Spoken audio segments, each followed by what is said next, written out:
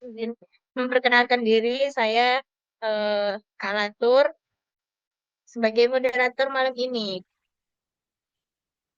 Ini adalah acara bedah buku dari Elite Circle Jawa Timur. Ini para panitia di sini adalah teman-teman dari Elite Circle Jawa Timur. Nah, kami setiap pekan sudah ada kegiatan rutinan, yaitu baca buku, namanya Youth Book Club. Nah, untuk Youth Book Club ini nanti teman-teman bisa gabung juga yang ingin membentuk kebiasaan baca buku atau emang udah hobi baca buku, terus pengen punya klub baca buku bareng kita fasilitasin di setiap hari Ahad jam 1 siang sampai jam 3. Nah, itu acaranya kita secara online ya. Jadi secara online bisa dari mana aja. Teman-teman nanti bisa gabung. Nanti link pendaftarannya akan saya share di kolom chat. Nanti di akhir nanti eh, akan ada link pendaftarannya. Nah, jadi ini adalah bedah buku ini adalah hasil dari Youth Book Club setiap pekannya. Jadi ini adalah teman-teman yang malam ini di sebagai moderator, sebagai pemateri malam ini adalah mereka yang sudah menyelesaikan bukunya. Jadi nanti teman-teman EC Jawa Timur juga yang lainnya akan dapat giliran juga untuk membedah buku di setiap bulannya. Jadi insya Allah acara bedah buku ini akan dilaksanakan setiap bulan di tanggal 1. Oke, jadi teman-teman bisa eh, catat tanggalnya nanti ditandain setiap tanggal 1 ada bedah buku dari Elite Circle Jawa Timur. Gitu teman-teman. Jadi itu sekilas tentang bedah buku ini. Tuh. Ini Alhamdulillah hari ini sudah eh, peserta makin bertambah nih ya. Ini sudah pada siap nih berarti. Jadi kalau sudah pada siap, boleh chat di room chat dong.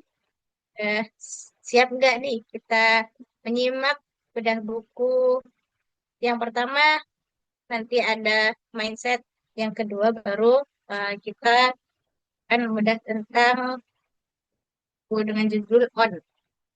Oke, siap, siap. Ini dari si yang membedah buku sudah siap belum ini? Ini peserta sudah siap. Siap dong, siap. Siap. Siap banget tuh. Siap, Siap siap. banget, insya Allah siap. Nah, oke, karena sudah siap semua, Oke, eh, kita mulai aja kali ya. Oke, monggo untuk pada Mas Dimas, waktu dan layar dipersilahkan. baik. Bismillahirrahmanirrahim. Alhamdulillahirrahmanirrahim. Assalamualaikum warahmatullahi wabarakatuh. Alhamdulillah ya teman-teman. Izin memulai nih. Dari mungkin ini yang baru join, sedikit perkenalan juga bahwa kita sudah menyelenggarakan bedah buku gitu ya sebelumnya dengan pemateri yang berbeda. Insya Allah kita akan rutin doakan istiqomah dan malam ini kesempatan kami ya, saya dan Mas Yusuf untuk membedah buku yang kita baca selama program Youth Book Club. Mungkin nanti akan lebih detail juga ada nanti di akhir sesi bagaimana juga supaya teman-teman punya kesempatan yang sama. Intinya kita di sini adalah orang-orang yang ingin sama-sama belajar. Jadi walaupun ini isinya sharing dan ada pematerinya, nanti teman-teman juga bisa berbagi insight. Nah, kurang lebih kayak gitu ya teman-teman. Salam kenal. Mohon izin untuk share screen. Kita langsung mulai aja ya. Dan mungkin agak lebih santai. Udah masuk gak ya materinya? Masuk ya? Tolong kasih respon dong ini. Jelas, jelas, jelas. Oke, Masuk, masuk, Sudah, masuk. sudah. tip. Oke, buat teman-teman kalau bisa open cam sangat sangat apresiasi kita untuk bisa lebih interaktif ya. Jadi sama-sama belajar, barangkali nanti ada yang dikoreksi ataupun ada masukan, juga ada insight menarik, kita juga bisa lebih interaktif. Nah, sebelumnya seperti yang udah di-spill sama Kak Latur tadi, bahwa kali ini aku akan membawakan isi buku tentang mindset. Karyanya Carol Dweck, beliau adalah psikologi yang cukup masyhur secara global. Nanti kita akan juga bahas siapa penulisnya. Tapi sebelumnya izinkan saya perkenalkan diri. Wah, karena Nabila sudah cepil bukunya ya. Nah, kita juga kalau di Youth Book Club itu harus gini ya. Jadi ada satu sesi ketika kita fokus, zoomnya nyala, orangnya fokus sama bukunya masing-masing. Nah, biasanya diliatin bukunya. Karena Bila udah open cam untuk buku mindset ternyata. Oke, seru ini. Berarti nanti kita akan banyak diskusi ya. Jadi kenalan dulu. Barangkali nanti kita akan berjejaring juga ke depannya melalui wasilah Elite Circle dan Youth Book Club ini. Jadi kenalin, aku Dimas Putra Liani, bisa teman-teman panggil Mas Dimas gitu ya. Karena dari Jawa Timur, ya kan, dari Surabaya. Domisilinya, aslinya, nah itu udah kelihatan dari pendidikan ya. Pendidikanku di Universitas Trunojoyo Madura, jurusan S1 Teknik Elektro. Jadi aslinya Madura, teman-teman. Ya. Ada yang dari Madura di sini ya? Siapa tahu ada gitu ya. Nah, karirku saat ini di Surabaya itu di perusahaan Elmec Teknologi Indonesia sebagai manajer Automation Academy. Ini lebih kepada perusahaan jasa otomasi. Kemudian organisasi saat ini yang aktif hingga saat ini itu Elite Circle Jatim yang dimana sebagai ini sekretarisnya pemateri selanjutnya ya kan dari Youth Book Club dan teman-teman yang lain juga kita ada tim di Youth Book Club.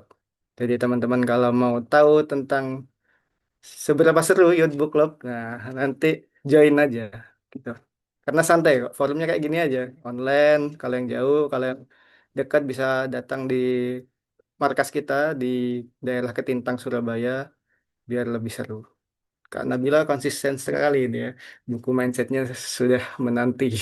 Sabar ya. Selanjutnya aku juga aktif di Better Yet Foundation. sebagai koordinator Fatherhood Community. Ini komunitas bapak-bapak, teman-teman.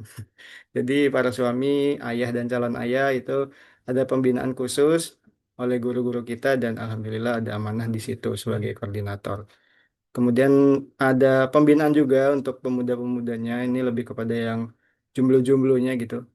Di Nongbar, nama programnya Nongbar, nongkrong bareng. Jadi kumpul tiap pekan, seru-seruan, tapi tetap bahas keilmuan tentang upgrade keimanan, upgrade keilmuan, sharing-sharing tentang permasalahan kita dan insight-insight menarik selama 1 minggu. Nah, itu di Better Dad Foundation.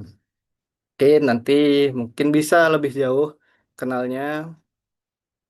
Bismillah, insya Allah. Semoga kita tetap terhubung, nggak hanya berhenti di sini, tapi harapannya bisa terus kita saling upgrade keilmuan lewat Elite Circle dan Youth Book Club.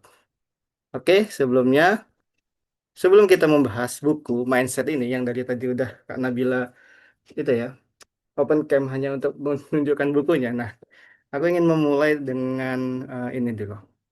Dari surat Ar-Ra'd ayat 11 yang artinya sesungguhnya Allah tidak mengubah keadaan suatu kaum sehingga mereka mengubah keadaan yang ada pada diri mereka sendiri.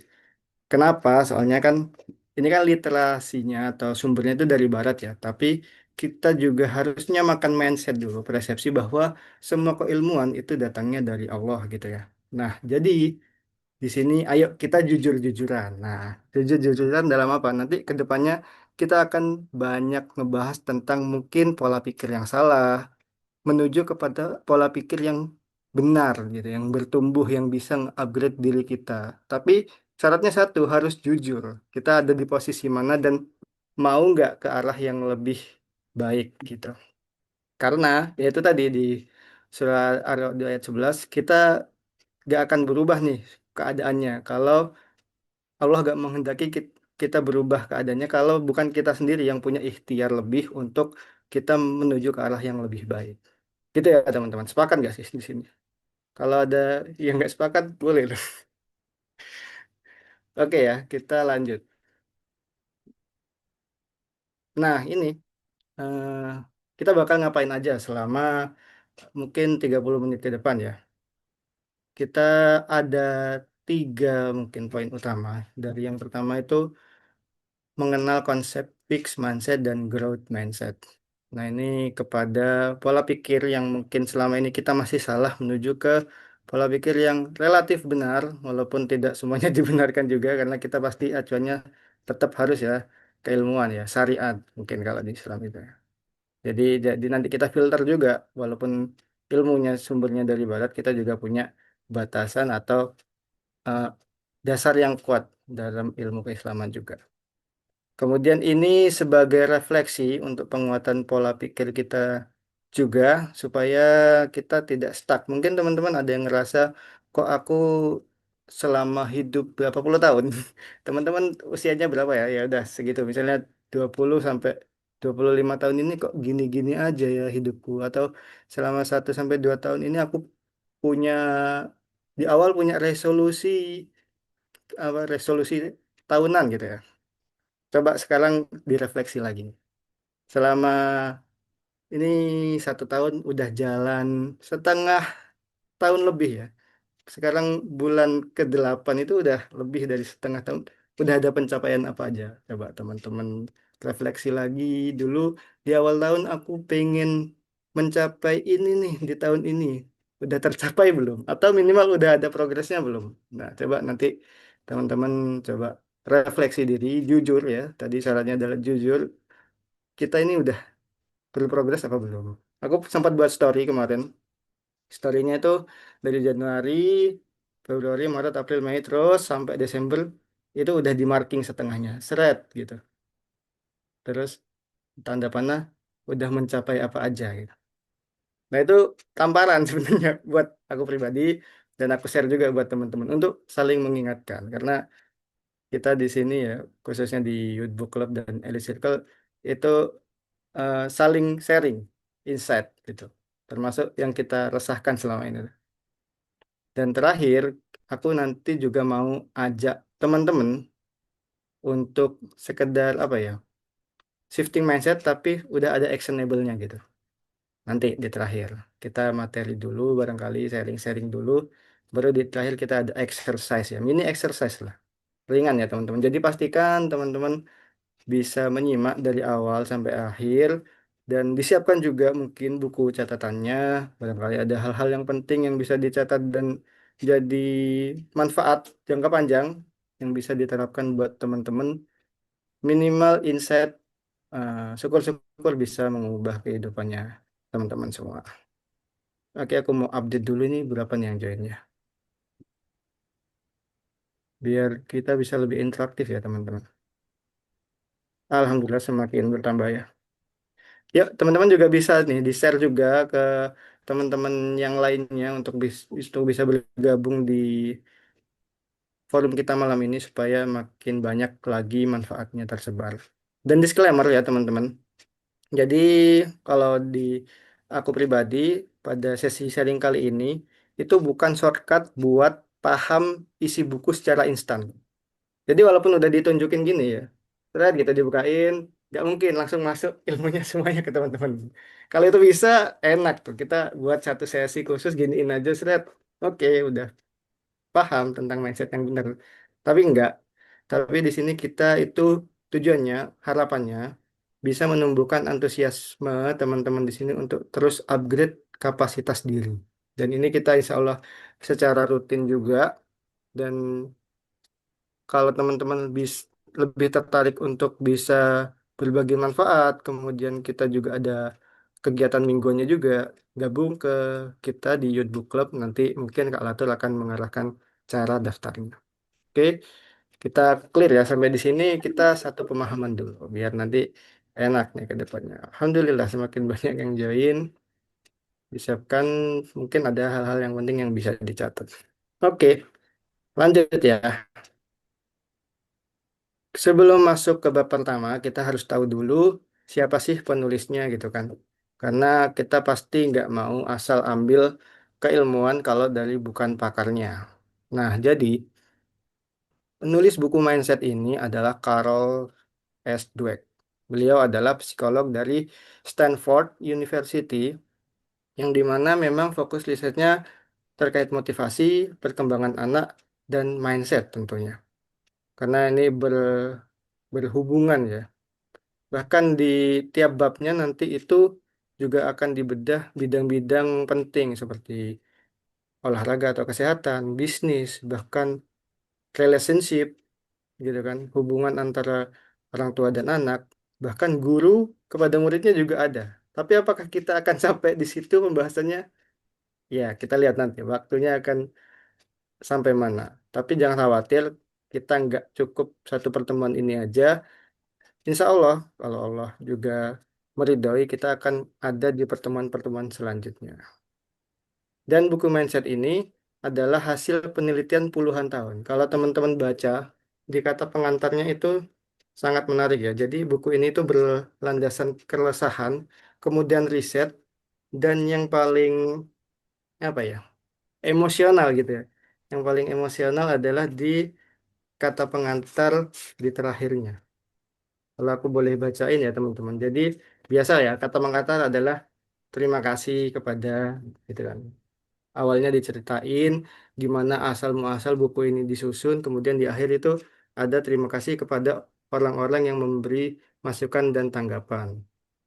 Disebutin tuh beberapa orang penting yang beliau maksud dan yang paling menarik di sini adalah akhirnya saya berterima kasih kepada suami saya gitu kan. David, atas cinta dan antusiasme yang memberi dimensi tambahan dalam hidup saya, dukungannya untuk seluruh proyek ini sungguh luar biasa. Itu deep banget ya teman-teman. Bahkan mungkin ada stigma yang kalau di apa wanita itu ya atau di perempuan di rumah aja gitu kan, toh ujung-ujungnya di dapur gitu kan. Nah ini suaminya itu nggak punya mindset kayak gitu, tapi suaminya mensupport apa yang menjadi bidang keahliannya istrinya, sehingga muncullah mahakarya atau ya karya yang bisa dipublikasikan dan manfaatnya luas. Insya Allah ini global. Harusnya umat Muslim juga bisa seperti itu.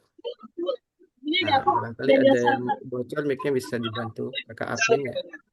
Karena kita akan mulai di pembahasan yang pertama tentang bagaimana sih uh, konsep mindset itu. Kalau di sini dibagi menjadi dua dua sisi, ya, dua jenis pola pikir. Yang ini mungkin kita akan bahas di awal karena akan krusial di pembahasan-pembahasan selanjutnya dan menjadi refleksi juga baik untuk saya pribadi maupun teman-teman sekalian di sini bahwa kita ada di posisi yang mana nih?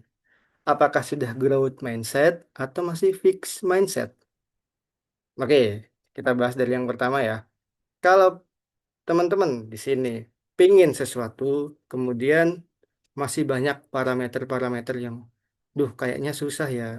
Apakah aku bisa ya mencapai titik itu? Apakah aku bisa menggapai itu?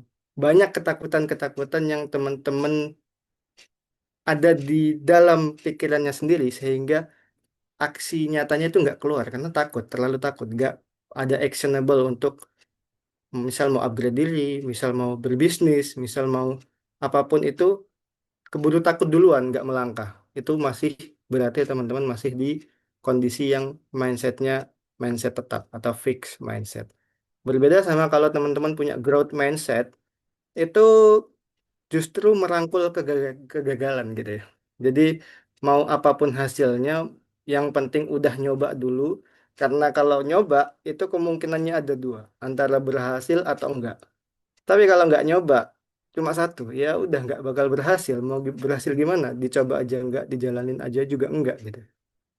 Jadi, ayo teman-teman jujur, ada di posisi mana nih? Nah, coba aku pengen interaktif ya, teman-teman coba. Aku masih fix mindset, aku udah growth mindset gitu.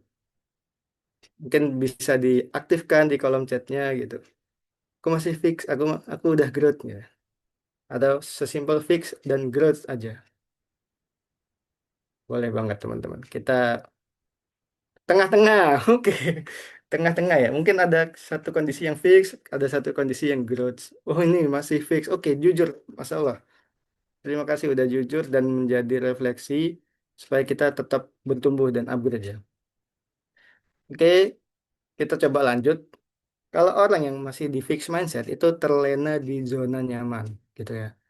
Jadi ya itu tadi karena kita terlalu takut, ya udahlah gini aja juga udah oke gitu kan.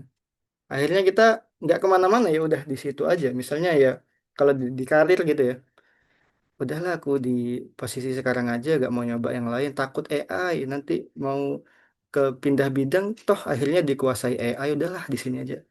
Ya udah gitu kan, nggak gerak di situ aja. Di zona nyaman ya gajinya segitu-segitu aja. Beda kalau punya growth mindset, teman-teman akan haus perkembangan kalau di sini bahasanya.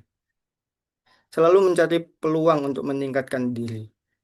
Walaupun misalnya kayak karirnya itu terancam digantikan oleh AI, sekalipun atau apa robotkah AI atau makhluk lainnya alien misalnya menginvasi bumi, kita nggak takut gitu karena kita akan cari cara gimana ya caranya untuk mengalahkan AI. Atau nggak usah dikalahkan kita rangkul AI supaya ini bisa menjadi percepatan kita untuk upgrade diri. Nah itu jauh lebih berkembang ya, nggak akan tergerus zaman. Mau dikuasai AI, mau dikuasai alien, itu kita juga pasti ada usaha untuk mencari peluang meningkatkan kapasitas diri. Nah, itu bedanya, teman-teman. Sangat sangat basic, tapi kadang nggak kita sadari. Nah, caranya gimana menyadarinya? Mungkin di penjelasan yang ketiga nih. Kita sering nggak menghindari tantangan. Misal ada atasan atau ada di sebuah organisasi ataupun teman-teman aktif di mana saat ini ada sebenarnya ada tantangan, misalnya ataupun ada masalah di situ, tapi teman-teman di sini mencoba menyelesaikan masalah itu atau cenderung bodoh amat. Ini ini ini sangat kontradiktif ya sama buku Seni Bersikap Bodoh Amat. Itu justru kalau bodoh amat itu semakin kita nggak ikut campur urusan itu, ya udah kita makin aman. Nah, kalau di buku mindset ini justru kita mencari tantangan-tantangan yang bisa mengupgrade atau eskalasi skill kita gitu. Karena di sini kalau kita menghindari ya udah masalahnya tetap ada, kita nggak kemana-mana. Tapi kalau punya growth mindset, kita itu mencintai bahkan kegagalan, masukan ya. Kalaupun ada tantangan, kita pasti dikritik sama orang-orang yang udah nyaman juga. Biasanya di zona nyaman itu banyak orang-orang yang nyaman juga dan dikritik, bahkan kita dievaluasi gitu habis-habisan. Tapi seberapa kuat kita di kondisi yang nggak ideal sekalipun, kita tetap punya ketahanan diri untuk bisa bertumbuh gitu ya. Jadi menjadikan masukannya ini bukan serangan tapi sebagai bahan evaluasi. Oke, asik nih ya. Pembahasannya akan semakin seru di bab-bab selanjutnya, tapi sampai di sini dulu aku mau baca chat ya sebentar. Sambil bisa interaksi. Alhamdulillah udah growth. Proses latihan growth mindset. Udah mulai ke arah growth mindset. Ya, sip, mantap. Kak Wandri, semoga Allah mudahkan. Karena Nabila nih yang tadi share ya, spill bukunya di Open Camp. Di zaman SMA pernah di kondisi fixed mindset. Alhamdulillah sekarang pelan-pelan sudah growth mindset. Nah, itu berarti ada gunanya baca buku ya, teman-teman. Itu menunjukkan bahwa perubahan dimulai dari diri kita sendiri. Kalau tadi aku di awal mengangkat surat Ar-Ra'd gitu.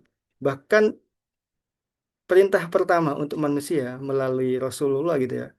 Perintah dari Allah itu apa? Ikro, bacalah gitu. Makanya ikut Yard Book Club biar kita bisa punya ekosistem membaca yang baik. Oke ya. Kalau sambil mau tanya boleh teman-teman, silakan di kolom chat. Walaupun nanti ada sesi diskusi sendiri ya di akhir. Oke, aku coba lanjut ke pembahasan yang kedua. Nah, kita lebih mendalam lagi membahas tentang inside the mindset. Jadi apa sih yang mempengaruhi kenapa kita punya pola pikir yang seperti ini sekarang, gitu kan? Pasti entah itu proses belajar, pola pengasuhan, atau apa saja gitu. Oke, aku close dulu chatnya.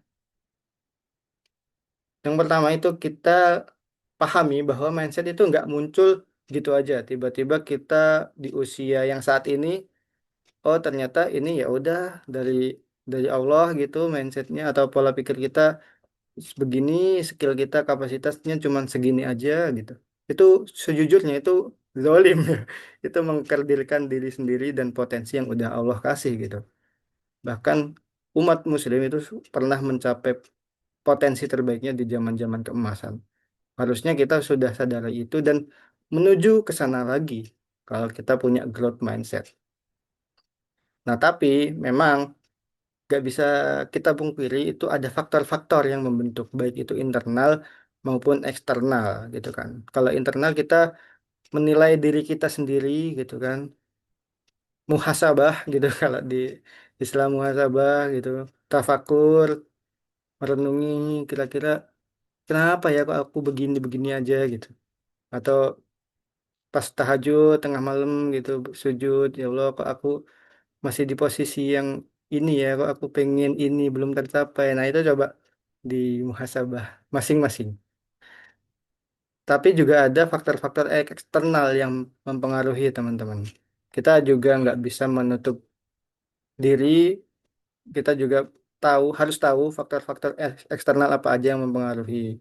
Yang pertama itu pasti pendidikan. Nah, ini pola asuh ya, pengaruh orang tua.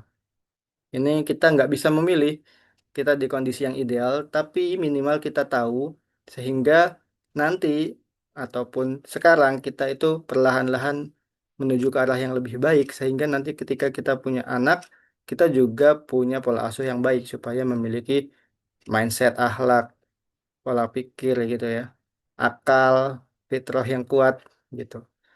Dan selanjutnya selain orang tua, guru dan lingkungan itu sangat mempengaruhi juga karena kita juga terpapar dunia luar, kita nggak mungkin hidup selamanya di rumah, kita pasti bersosial, entah itu di sekolah, entah itu di lingkungan pertemanan, maka pilihlah pendidikan apa lingkungan yang baik, pendidikannya di mana yang terbaik gitu. Kemudian lingkungan pertemanannya juga dipilih, jangan asal punya teman ternyata toksik gitu kan. Tapi kita ngerasa nggak enakan, udahlah ini udah nemenin aku selama ini toksik biarin aja nggak apa-apa yang penting aku nggak toksik. Nah itu itu tetap salah ya teman-teman. Jadi pilihlah lingkungan yang tepat gitu.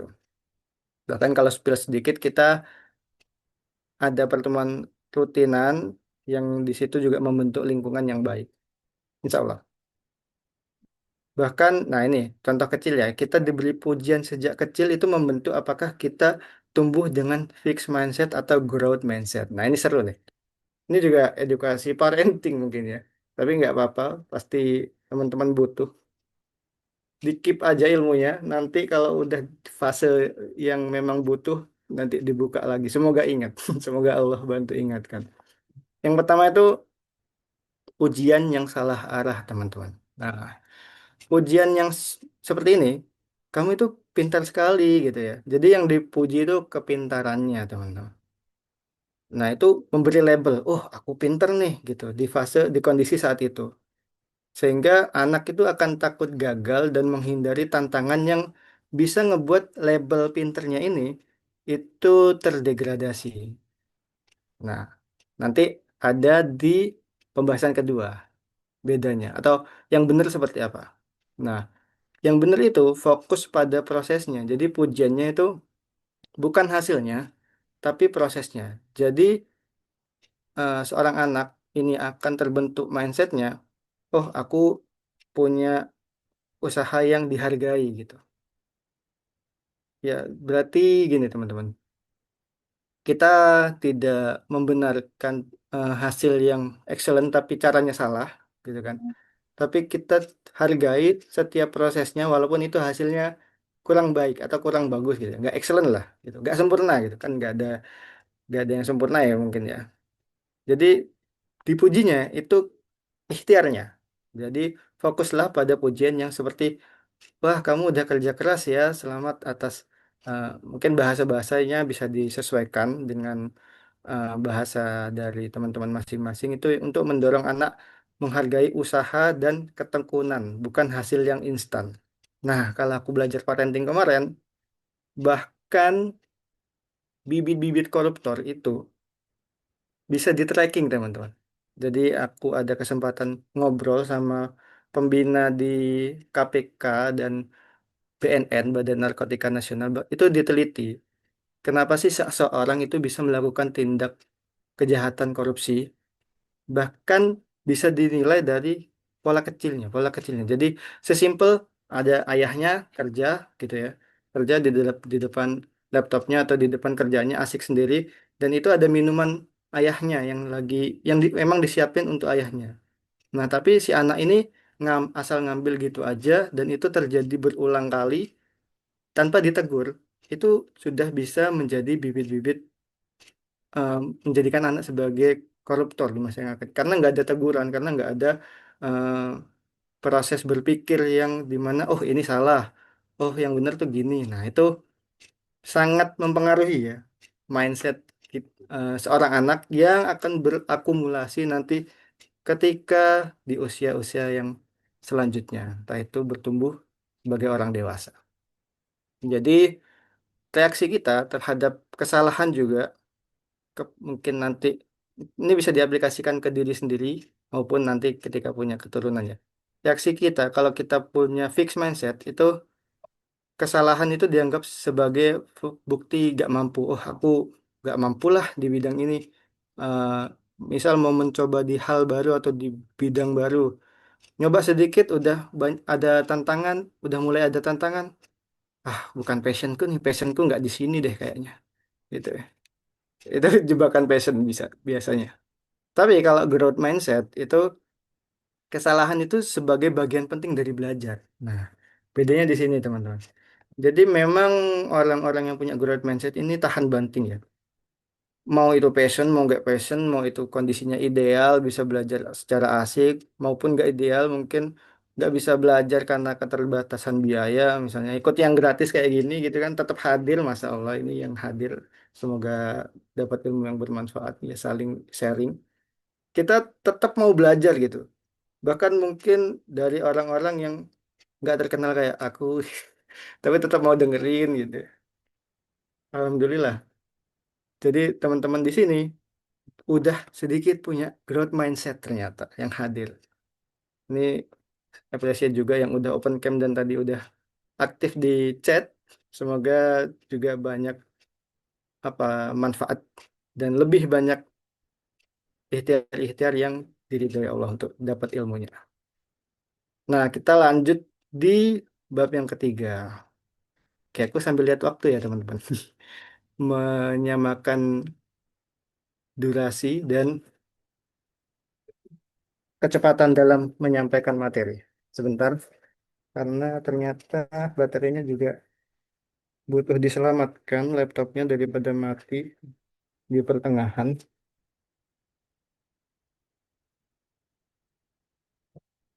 Oh, sudah di reminder.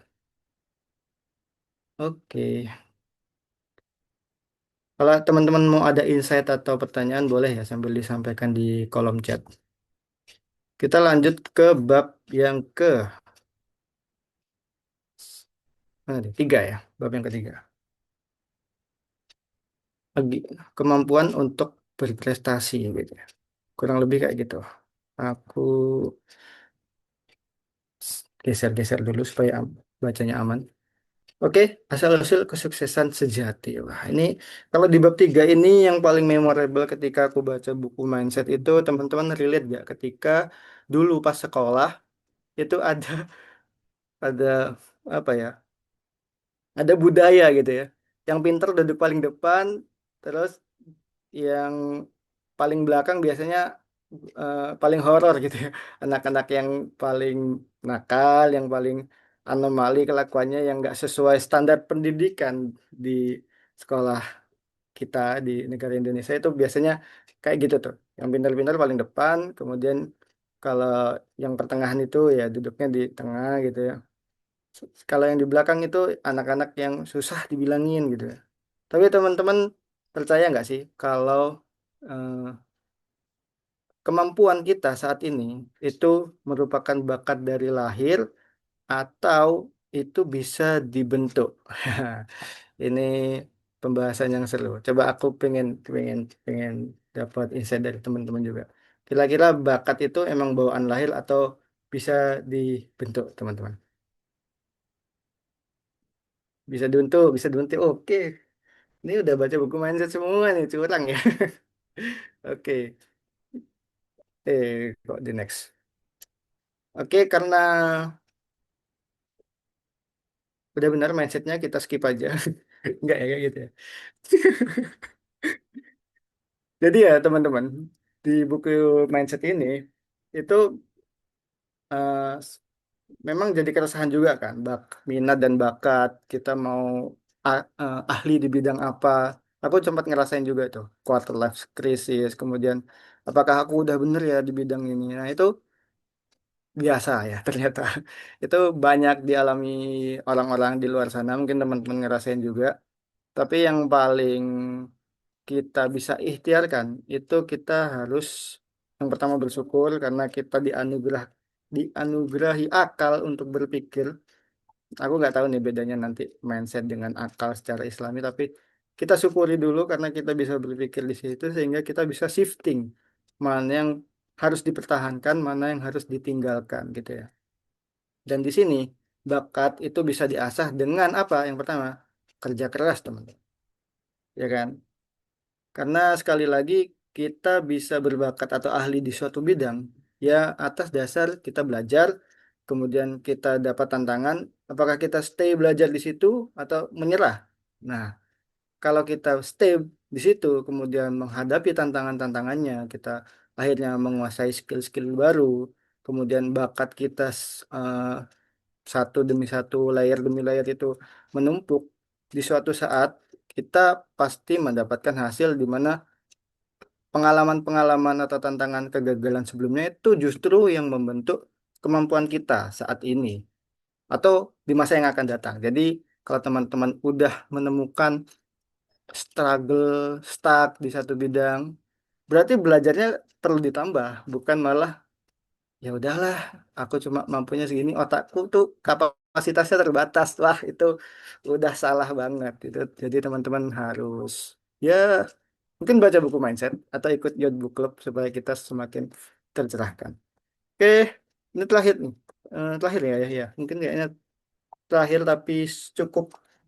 Nah, ini coba teman-teman sekarang ada nggak di fasenya teman-teman berkehidupan saat ini itu mengalami, ya, pasti sering ya, mungkin mungkin saat ini aja mengalami suara-suara di dalam kepala yang kadang meragukan diri sendiri gitu. Entah nih teman-teman mau di bidang apa bebas, ini latihan aja ngajak kamu supaya bisa reframing, mengganti sudut pandang dan memilih narasi yang lebih memberdayakan, lebih memotivasi teman-teman sekalian.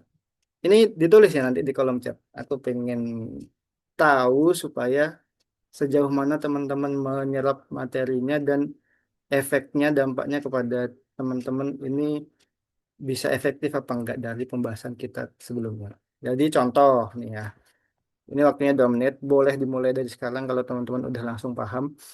Yang pertama itu eh, contohnya kalau teman-teman di perkuliahan saat ini.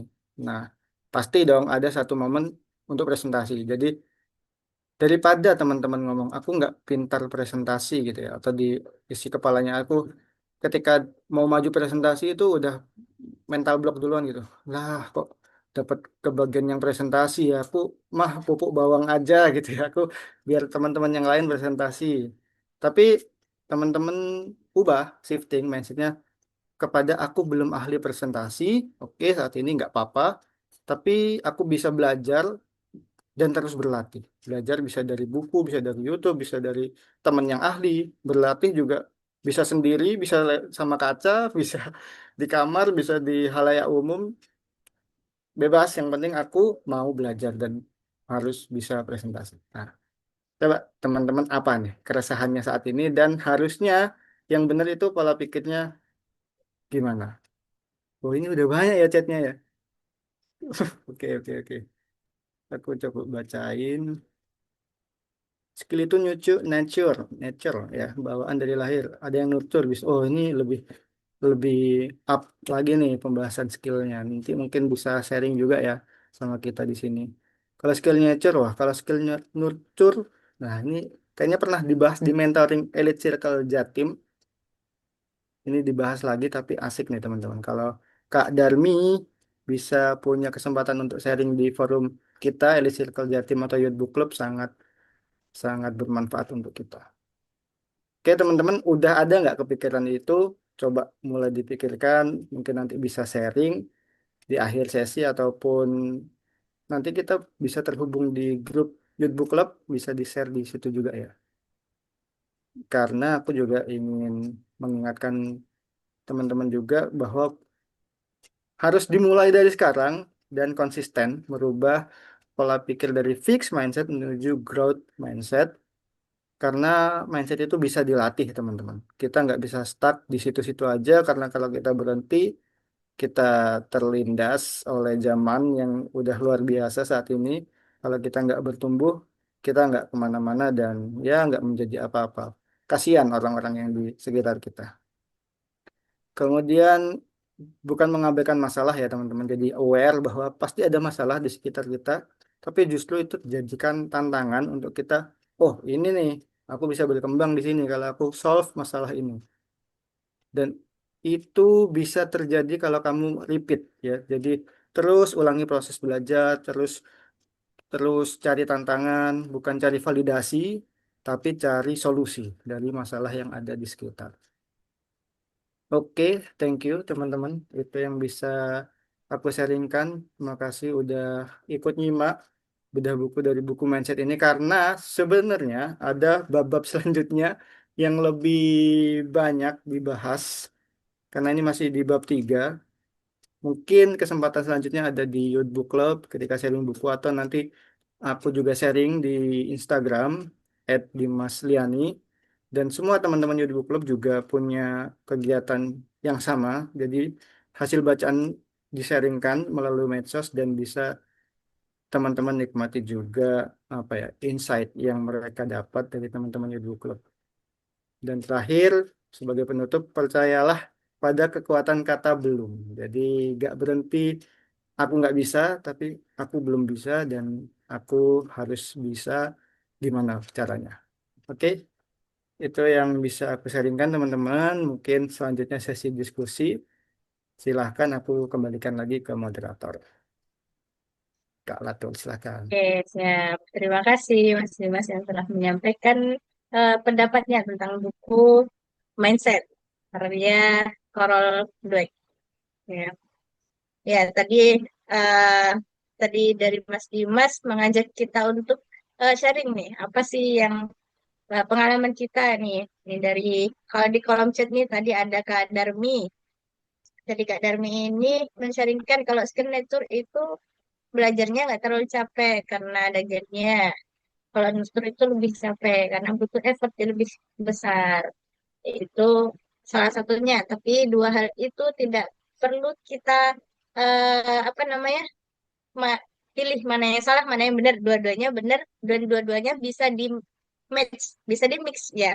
Dua-duanya bisa di mix. Kita perlu memanfaatkan skill yang sudah ada, tapi kita perlu juga menambah eh, kapasitasnya, menambah levelnya. Jadi kita harus level up. Jadi eh, dari gen tersebut itu kita perlu menambah lagi skill tambahan gitu. Jadi nggak bisa kita hanya apa berpatokan sama yang apa ini yang sudah ada, maksudnya yang sudah ditakdirkan ada gitu ya. Jadi kita perlu mengupgrade diri terus. Seiring berjalannya waktu, zaman terus berubah. Jadi kita perlu memiliki mindset yang bertumbuh. Oke. Nah ini selanjutnya ada dari Kak Nabila juga. Saya belum ahli dalam mengajar, tapi saya tetap mencoba dan terus belajar walaupun usahanya tidaklah mudah. Tapi tetap harus belajar jika ingin melihat hasil akhirnya. Tidak masalah kalau hasilnya nanti tidak sesuai harapan. Intinya terus mencoba untuk belajar. Betul karena bila di Keren, keren. yang penting adalah kita berproses untuk terus belajar. Nah, sama halnya dengan saya nih sebenarnya juga belum pengalaman juga ini jadi MC, jadi moderator. Tapi saya mau mencoba jadi moderator kali ini. Pengalamannya jadi Nah, materi ya, mungkin ya, pemateri. Lebih expert. masih belum terjadwal. Oh Next, gitu. next. Oke, Sudah ada ditunggu antriannya teman-teman. ini. Tunggu Ya sesinya Kak teman-teman, Latul. eh, teman-teman nih, jadi kita dari Elit Serga Jatim sudah ada jadwalnya nih tiap bulan. Jadi eh, bisa dicatat nih, setiap tanggal 1 kita ada bedah buku. Nah, bisa ditandain di Google Kalendernya, jadiin pengingat setiap tanggal 1 ada bedah buku dari Elit Serga Jatim. Nah, ini mungkin dari teman-teman ada yang mau open mic, mau sharing, mau menyampaikan tanggapannya apa yang telah disampaikan Mas Dimas. Ini karena dari kolom chat sudah terbaca semua nih. Ya, atau dari yang open mic mungkin. Yuk, jadi di Youth Book Club ini kita seperti ini ya, teman-teman. Ada yang satu menyampaikan, terus yang lainnya saling menanggapi. Jadi diisahkan kalau bisa harus menanggapi semuanya. Jadi pasti nanti dipanggil nih satu-satu. Ini gimana tanggapannya tentang buku ini? Gimana tanggapannya tentang insight dari Mas Dimas nih? Nah, jadi ini adalah gambaran dari Youth Book Club. Nah, buat teman-teman yang nanti ingin gabung Youth Book Club, ini linknya saya cantumkan ya di kolom chat. Nah, ya, teman-teman yang ingin menanggapi yang lain, open mic mungkin Boleh, boleh. Kalau ada yang dikoreksi, mungkin tadi ada yang salah tuh ya, Kak Nabila ya. bagaimana Bagaimana pendapat pendapat Mas tentang, Dimas ini melatih mindset tentang sekali ya pertanyaannya ya. Kita bukan melatih mindset, tapi lebih kepada melatih masa depan. Mau tanya apa? tentang apa nih? Masih Sementara, mengetik nih. sementara pembahasan buku mindset bukan pembahasan membahas kemungkinan pertanyaan masa depan, bukan cenayang. Oh, materi di halaman 71 ya Allah. Harus buka buku ya Ayo, pertanyaannya ya.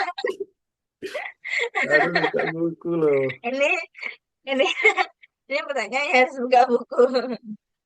Ini aku harus baca dulu nih, harus baca dulu terus Ini dipahami ya. Agak effort ini ya. ada kendala apakah? Ini ada kendala apakah di halaman 71 kalau boleh? Iya, disampaikan nih. disampaikan dong. Cara garis besar apa Ini yang ingin yang lainnya belum punya diketahui. bukunya nih. Aku bacain dulu mungkin babnya ya di halaman 71 itu adalah pembahasan lanjutan dari memahami mindset. Spesifik sekali, luar biasa. Nah, Dan kalau tahu boleh nggak, disampaikan apa aja nih, kendalanya apa gitu. Kenapa kok bertanya di tanggal 71 pembahasannya tentang apa nih? Atau adakah yang relevan dengan hari ini gitu. ini aku curiga tadi selama materi dia baca buku, terus ah ini nih kayaknya yang mau tak tanyain gitu. Tapi ini ada Atau pertanyaannya tuh di jangan-jangan halaman. semenjak ini, atau jangan-jangan semenjak udah di share playernya dari awal, oh ini mau tanya deh. Oh iya, bisa Jadi dia jadi. stay dari awal tuh. Di situ ada pertanyaan, tapi saya belum paham dengan hal Oke. itu. Boleh dijelaskan? Nah, monggo Coba Mas aku Dimas. bacain ya, coba. Terus nanti disesuaikan Boleh. waktunya juga, Kak Latur. Ya, kita Kalau nggak ya cukup, sama-sama sharing nih kita. ya, pertanyaannya gini, bagaimana jika saya menyukai mindset tetap saya, seandainya saya tahu kemampuan dan bakat saya sebenarnya. Saya tahu di mana posisi saya dan tahu betul apa yang saya harapkan. Mengapa saya harus mengubahnya? Oke, jadi positioningnya eh, yang mengajukan pertanyaan ini, gimana kalau aku udah di posisi fixed mindset, udah zona nyaman banget saat ini. Kenapa aku harus growth mindset?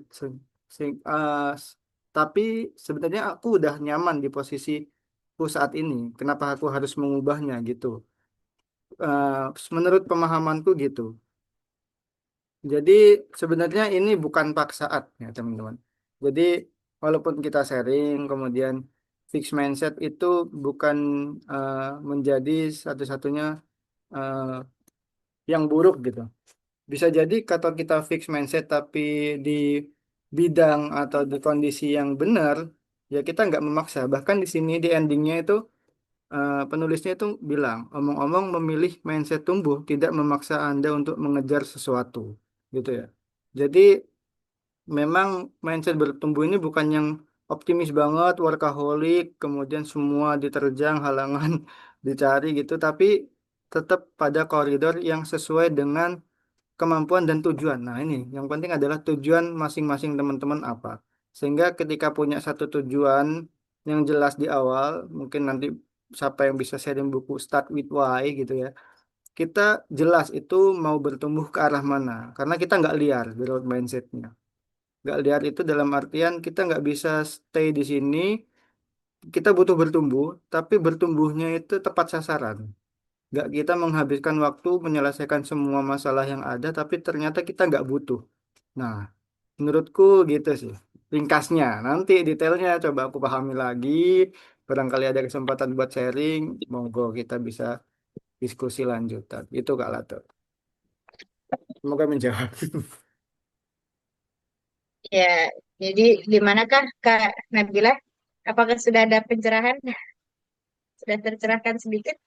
Iya, open mic lah. Hmm. Jazakallah khair wa Ya, jazakillah. Alhamdulillah. Ya, sepakat sih. Intinya eh, kita melihat kondisi juga nih sebenarnya, eh, bukan berarti apa ya, nggak bisa, nggak boleh, harus harus berubah gitu. Tapi kita melihat kondisi. Jadi fixed mindset dan growth mindset ini adalah lebih ke gimana ketahanan kita dalam menghadapi suatu kondisi.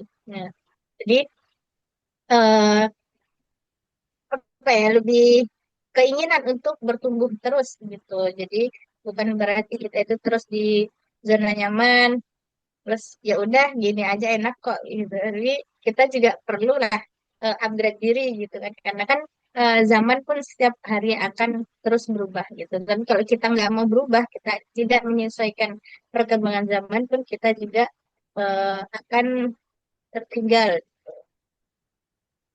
Oke, mungkin itu dari Mas Dimas. Ada lagi yang ingin menanggapi? Aman ini udah growth Ya mindset semua. sudah. Insya Allah, growth mindset ini yang jelas tidak bisa instan ya, teman-teman. Kita perlu latihan terus-terusan. Jadi nggak bisa kita apa namanya, tiba-tiba udah growth mindset gitu. Jadi kita butuh melatih itu secara terus-menerus. latihannya nggak cuma sehari 2 hari, tapi sebulan 2 bulan bahkan bertahun-tahun. Nah, oke. Eh, Insya Allah tentang buku mindset ini sudah tercerahkan semua ya, sudah dapat insight nih.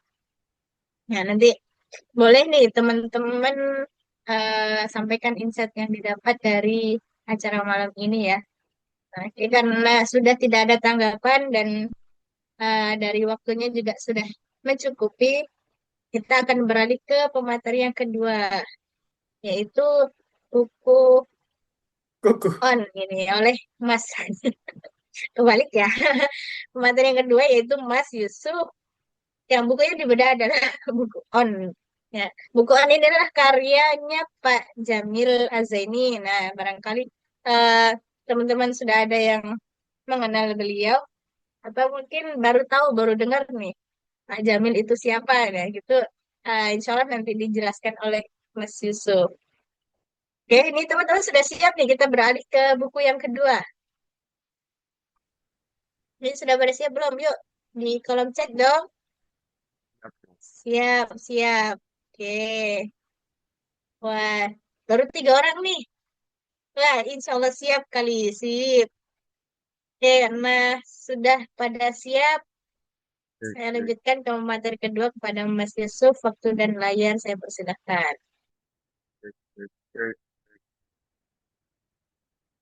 Kalau saya masuk ya, Aman.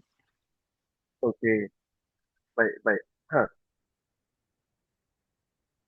bentar. Oke, baik. Bismillah. Assalamualaikum warahmatullahi bedah wabarakatuh. buku. Waalaikumsalam. Alhamdulillahirrahmanirrahim di malam hari ini. Teman-teman semua hari. Saya lihat di partisipan ada 19 orang. Nah, ini kalau 19 orang di satu ruangan itu yang di kamar saya ini mungkin penuh, ya. Jadi kalau saya melihatnya, meskipun di sini yang tampil hanya gambar-gambar dan tulisan, karena yang muncul cuma Mbak Latur, Mas Dimas, sama Kak Lea Amelia. Nah, jadi di malam hari ini, tadi setelah Mas Dimas sharing tentang bagaimana memperbaiki mindset, tentang growth mindset, fixed mindset, dan tadi ada sempat ada praktik sedikit di akhir untuk mempraktekkan bagaimana mindset yang benar, merubah mindset itu bagaimana, mindset yang tepat itu seperti apa. Di malam kali ini, izinkan saya berbagi teman-teman sekalian tentang buku yang ini sebenarnya tidak kalah menarik, buku yang sudah terbit kurang lebih 10 tahun yang lalu. Coba next next slide-nya. Eh, Bukunya sudah lebih terbit dari 10 tahun yang lalu, ke bulan Februari 2015. Ini yang edisi kedua. Jadi kalau yang di layar itu yang teman-teman lihat itu yang edisi pertama. Yang saya baca itu yang edisi kedua. Covernya hitam. Kelihatan nggak? Oh, dari itu. Covernya hitam. Nah, ini saya dapatkan bukunya berapa waktu yang lalu. Jadi ada pameran di dekat rumah yang harganya cukup miring. Jadi saya beli. Ini bukan buku bacakan, ini buku original, bukan buku bekas baru juga. Ini bukunya diterbitkan 2015 dan ditulis oleh guru kami. Kami biasanya para murid-muridnya itu memanggilnya Babeh. Habib Jamil Azza ini, beliau eh, dikenal sebagai seorang inspirator, trainer. Beliau membawakan tagline-nya sebagai sukses mulia. Itu adalah tagline yang biasanya beliau bawa brandingnya. Jadi ada Like itu. beliau itu membawakan suatu konsep sukses mulia. Apa itu sukses mulia nanti akan kita spill sedikit. Jadi buku On ini kurang lebih 280 halaman, nggak tebal. Dan ini kalau ada yang pernah mendengarkan Bapak Jamil melakukan training, melakukan seminar, melakukan motivasi ataupun mengisi di webinar rutinnya. Jadi beliau itu kalau hari Sabtu itu punya webinar rutin, namanya Mengasah Hati. Gratis free. Teman-teman coba cek di Instagramnya, mungkin itu bisa diakses free tiap jam 6 pagi hari Sabtu. Kalau saya ingat saya rutin itu dulu.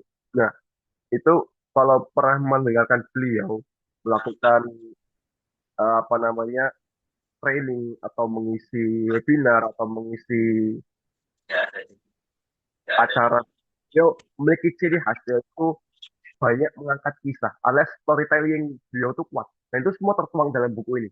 Itu kalau kita membaca buku itu seakan-akan beliau itu berbicara langsung karena mulai dari cerita keluarganya sendiri, cerita dari teman-temannya, bahkan cerita lucu pun dimasukkan beliau. Jadi buku ini pembacanya sangat ringan, sangat mudah karena sudah dari bahasanya yang sesuai gaya beliau, banyak ceritanya dan banyak contoh-contohnya, dan bahasanya sangat sangat enak, sangat ringan. Nah, di awal buku ini, teks di bagian pengantar ada namanya beliau menjelaskan tentang move on. Bahkan kalau judulnya on, beliau menjelaskan tentang move on.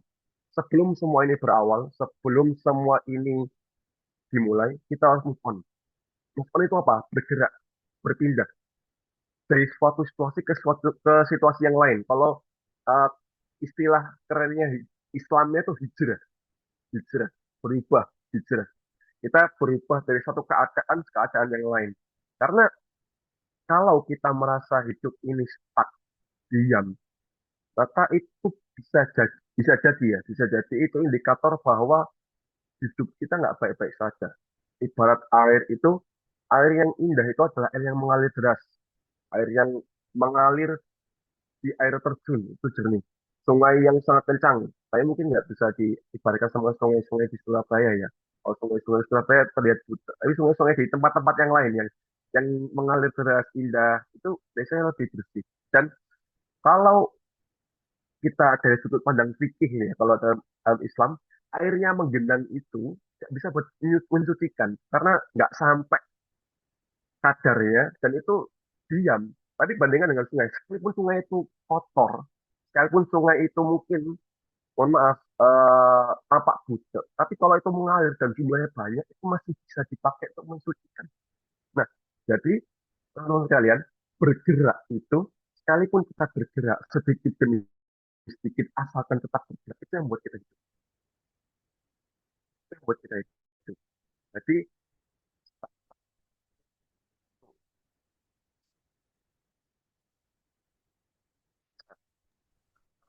Putus pulang kayaknya soalnya. sore, tidur, berapa? Suaranya kadang Putus kayaknya putus. tadi. Berangkat pagi, pulang sore begitu, sudah, kemudian tidur lah. Oh, sekarang masuk. Cek, cek. Masuk, masuk. Oke. Masuk cuman Nah, kadang hilang itu sinyal. move on. Padahal samping saya ini routernya samping saya loh, wifi-nya. Qadarullah ya. Oke, oke. Jadi begitu. Itu sebuah pengantar. Jadi tidak ada kemajuan yang tidak bisa Anda raih tanpa melakukan perubahan. Itu yang disampaikan Bapak Jamil di awal pengantarnya. Nah, selanjutnya, kenapa dinamakan move on? Kenapa dinamakan on di sini? Ada namanya on karena buku ini spesifik membahas tiga hal. Membahas tiga hal. Yang pertama ada, next, kita lihat yang pertama ada namanya vision. Vision. Beliau menjelaskan di sini bahwa vision itu adalah tujuan apa yang akan diraih ke depannya. Dan beliau mencantumkan yang di awal itu tujuan sesungguhnya adalah yang akan kita raih adalah kebahagiaan yang hakiki. Ini di mana? Di akhirat. Kebahagiaan yang abadi. Ini di mana? Di surga. Dan beliau mencontohkan bahwa tujuan yang jauh ini harus benar-benar direalisasikan, benar-benar terbayang di pelupuk mata. Beliau mencontohkan, beliau itu sangat ingin, salah satu visi beliau itu, salah satunya ingin bisa memeluk Rasulullah di tempat terbaik. Dan itu selalu beliau ulang-ulang, selalu beliau ungkapkan, selalu beliau dengungkan di dalam hatinya, bahkan sampai tak terasa tuh menetes air matanya. Dan visi ini bisa kita lihat dari berbagai tokoh-tokoh yang ada di dunia. Beliau contohkan dalam bukunya juga ada Muhammad Al-Fatih. Kalau Al-Fatih seorang pemuda yang di usia 24 tahun, di usia sekitar 22 sampai 24 tahun berhasil menjebol tembok Konstantinopel. Berhasil menjebol suatu yang bahkan jadi momok dari berbagai negara-negara tetangganya untuk bisa menghancurkan itu suatu yang mustahil. Tapi karena didikan dari kedua orang tuanya berlanjut kepada gurunya yang selalu menanamkan visinya itu. Jadi di salah satu dikisahkan dalam buku On ini juga, Muhammad Al-Fatih itu setiap pagi bersama gurunya menaiki kuda di Selat Bosporus di wilayah Eropa. Beliau dibawa sampai ke tepian di mana kuda itu nggak bisa lagi berjalan. Nah, di situ itulah titik terdekat dia dengan Konstantinopel dan diperlihatkan setiap hari tanpa lelah setiap hari gurunya, para orang-orang terdekatnya selalu menanamkan bahwa itunya akan tujuan hidupnya, merealisasikan merealisasikan apa yang dinubuatkan, yang dijanjikan oleh Rasulullah, bahwa yang akan menaklukkan Konstantinopel itu adalah sebaik-baik pemimpin dan pasukannya adalah sebaik-baik pasukan. Itu adalah tujuannya. Jadi visi itu, tujuan sesungguhnya bukan hanya berhenti pada apa yang ada di dunia ini, tapi juga sampai nanti yang ada di depan, di akhirat nanti. Karena kita sebagai umat Islam percaya setelah kematian itu bukan sekedar mati berbaring di atas tanah kemudian selesai. Tapi setelah kita mati masih ada kehidupan yang lainnya, yang jauh lebih baik bila kita masuk surga dan jauh lebih buruk bila kita naudzubillah masuk neraka. Nah, beliau juga mengajarkan yang nomor dua itu menuliskan visi. Ketika menuliskan visi, coba kita cek ruang tenang terlebih dahulu, kemudian jawab tiga pertanyaan ini. Yang pertama, apakah keuntungan bagi saya jika visi ini tercapai? Merenung. Kemudian kedua, siapa saja umat yang manfaat bila visi ini tercapai? Ketiga, ketercapaian visi hidup ini apakah membuat saya masuk surga? Jadi menuliskan visi itu, kalau beliau mengajarkan dulu kepada kami, ada istilahnya sukses mulia. Nah, bagaimana tagline beliau dari Jepang, sukses mulia. Apa itu sukses? Sukses itu sesuatu hal yang sifatnya duniawi. Jadi beliau mencontohkan, contoh, misal saya ingin jadi pengusaha yang memiliki SPBU sebanyak 50 titik di jalur Pantura. Itu sukses. Kemudian ada yang namanya mulia. Mulia itu saya ingin dengan apa yang saya capai itu saya ingin bisa membangun sekolah gratis bagi seluruh warga yang kurang mampu di sepanjang jalur Pantura. Jadi bukan hanya sukses, tapi juga mulia. Itu sering diajarkan kepada kami bahwa kalau mau jadi sukses, jangan hanya sekedar sukses, tapi juga mulia. Artinya, artinya ada tujuan yang jauh ke depan. Bahkan kalau sekiranya, kalau misalkan bisnis tadi diwariskan, kalau yang kemuliaan tadi bisa bahkan menolong kita sampai masuk ke dalam surganya Allah di akhirat nanti. Oke, itu tentang visi. Next, setelah visi apa? Ada yang namanya action. Action ini ada tiga. Dijelaskan di dalam buku ini ada tiga action. Yang pertama kerja keras. Kalau beliau istilahnya tiga as. Kerja keras. Kerja keras, kerja cerdas, dan kerja ikhlas. Kerja keras. Yang pertama, memperkuat muscle memory. Artinya apa? Kita mengulang-ulang terus. Mengulang-ulang terus. Mengulang-ulang terus sampai akhirnya tubuh kita tuh hafal. Oh, cara melakukan ini tuh begini. Misalkan belajar mengoperasikan kamera. Kalau melakukan kamera DSLR tuh begini. Oh, shutternya seperti ini dipakainya. Cara mengoperasikan seperti ini. Itu sampai kita hafal. Artinya diulang-ulang muscle memory sampai akhirnya benar-benar tahu cara menggunakannya. Bahkan kita bisa ketika memegang alatnya bisa otomatis langsung menggunakannya. Kemudian ada konsep 10.000 jam. Bila ingin menjadi ahli dalam suatu skill, kita harus 10.000 jam. 10.000 jam itu bagaimana? Ada contoh menarik di bukunya On ini dari Babeh Jamil. Kalau 10.000 jam ini implementasinya bagaimana? Ada orang yang tanya sama beliau di suatu acara, tanya, Pak, saya itu sudah kerja 10 tahun, tapi kok hidup saya gini aja? Ya, nggak ada yang berkembang, ya nggak ada yang berubah. Katanya 10.000 jam. Ini saya sudah lebih kira-kira 10 tahun. Maka Bapak Jamil menimpali, jangan-jangan Bapak itu cuma 1.000 jam berlatih, kemudian saya mulangnya aja. Artinya, konsep 10.000 jam ini nggak cukup, harus diikuti yang berikutnya, deliberate practice.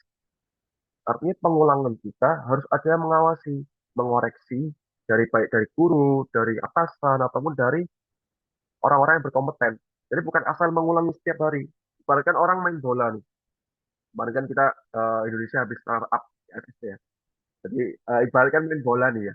Kalau kita cuma tendang bola dari jarak gawang 1 meter, dan itu diulang-ulang terus setiap hari selama 10 tahun, ya memang bisa. Tapi kita harus deliberate practice. Mungkin dari gawang itu ditarik lagi 2 meter, mungkin geser lagi ke kanan, geser lagi ke kiri, bahkan sampai ke arah yang lebih jauh. Artinya setiap hari berproses. Awalnya bisa tendangan jarak dekat, tendangan jarak jauh, mungkin tendangan dari agak samping, jadi tendangannya bisa melengkung ke depan, melengkung ke samping, gitu. Bisa tendangannya, artinya ada yang bertambah, bukan sekedar diulang-ulang. Emang sama, kegiatannya menendang, cuma tingkatannya pun berubah. Atau mungkin teman-teman yang belajar public speaking, awalnya mungkin di depan teman-teman keluarganya saja, dapat waktu untuk ngisi di webinar, ngisinya mungkin 19 orang ini, belajar di depan public speaking. Nanti minta untuk ngisi di tempat lain, mungkin jadi pembuka ataupun sekedar sambutan, jadi itu bertambah lagi. Jadi bukan sekedar jago di situ aja, itu semuanya bisa. Bukan deliberate practice, itu bukan deliberate practice. Saya cuma mengulang-ulang, mengulang, belajarnya cuma sebentar, tapi mengulang-ulang apa hasil belajarnya. Nah, menariknya kemarin, teman-teman sekalian, kemarin ketika sesi YBC, Youth Book Club, Youth Book Club beberapa pekan yang lalu, itu ada diskusi menarik. Ini apakah 10.000 jam ini masih relevan?